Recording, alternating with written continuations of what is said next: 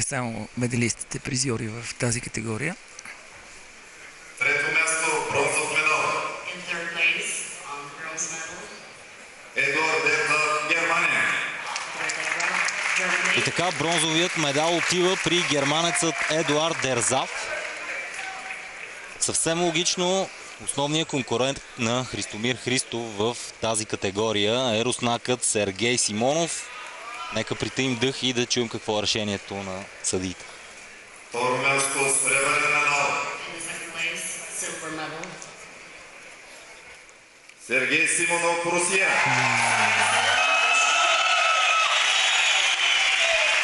Станахте очевидци наистина на заслуженото място и приза, който ще бъде получен от Христомир Христов. И така, уважаеми зрители, България печели втора европейска титла на шампионата на Стария континент. Носи я Христомир Христов в категория до 80 кг, след като Константин Паскалев по-рано завоюва титлата. Ето, че и Христомир Христов е на върха.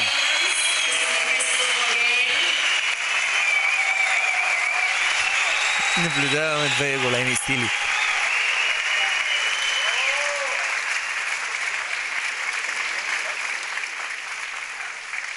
Наистина много вълнуващо. След малко ще чуем химна на България отново. Очаквано Христомир Христов печели златния медал. От него очакваме и титлата абсолютен шампион. А сега е време за националния химн на България.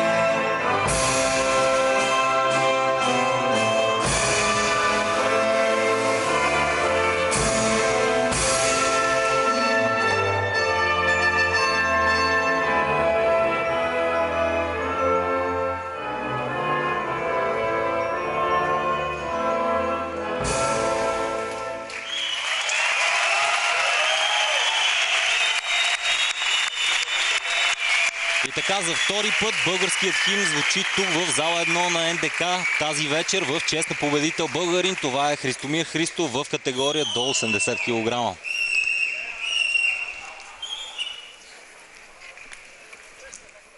Старото римско правило, че човек трябва да развива и духът и тялото си, изцяло приляга тази звезда Христомир Христов. Той човек с изключително трудолепие и толкова усилия хвърлени в този спорт, че той наистина развива както духа, така и тялото и с истинска гордост този човек отново сложи сред титлите си тази заслужена чест. Вчера Христомир заяви пред нашата камера, че отново иска да се състезава, отново се е върнало, желанието му да бъде сред най-добрите. Според теб е правилно решение ли взима? Да, Марти, наистина ние наблюдаваме, ние преживяваме една втора епоха на българския културизъм в лицето на новото време, с новата федерация, с новото подпълнение, в съдовата система се вля много свежа кръв, много витамини по отношение на подкрепата на спонсорите, в лицето на ръководството на Александър Сталийски, господин Александър Сталийски, който е председател на федерацията. Тези неща наистина дадаха един нов тласък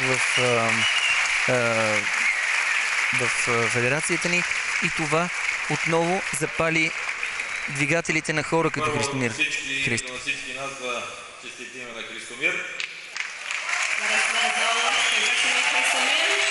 Поздравявам организаторите и цялата президента, но специално за Христомир. Бяхме обещал, че стане ли пръв, ще го наградиме. И все пак това е работа на журито да каже кой ще бъде абсолютният шампион.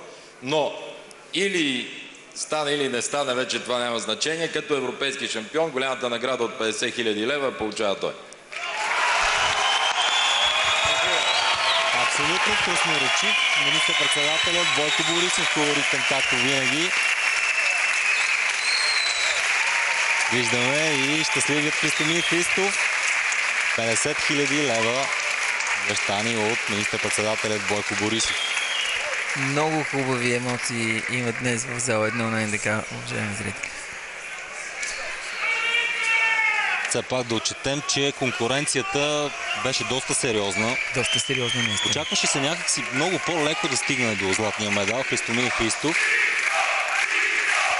А нека да чуем и публиката в зала 1 на НДК.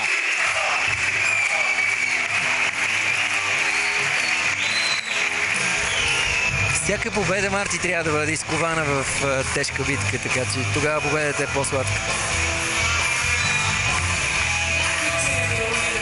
И така, тримата медалисти един до друг.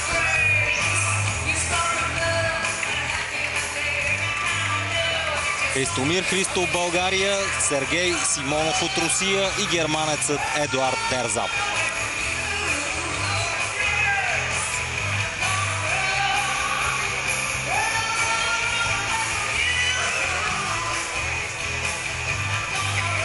Всяка изминала категория напрежението нараства, масата също нараства, публиката се въодушевява все повече и повече.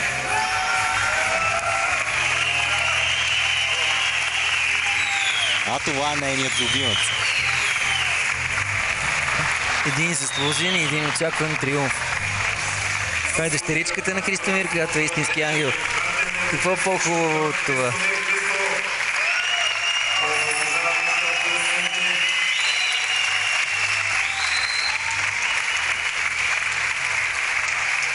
Поредният голям шампион на България.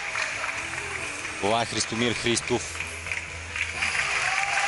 Ще го видим още веднъж в битката за титлата абсолютен шампион. Но преди това предстои борбата в категория до 85 кг.